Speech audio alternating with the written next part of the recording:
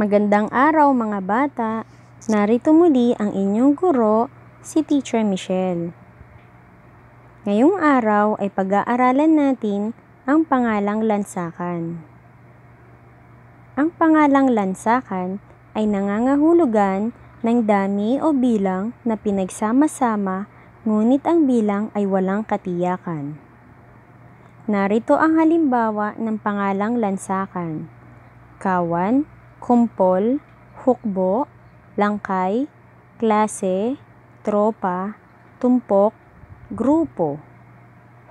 Kahunan ang pangalang lansakan.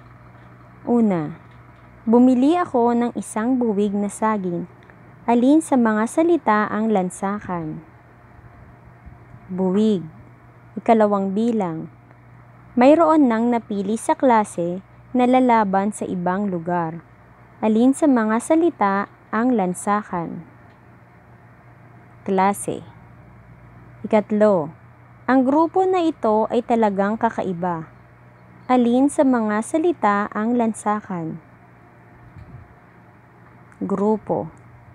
Ikaapat, mura ngayon ang isang supot ng asukal.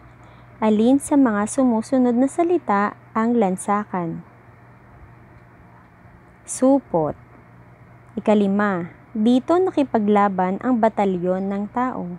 Alin sa mga salita ang lansakan? Batalyon.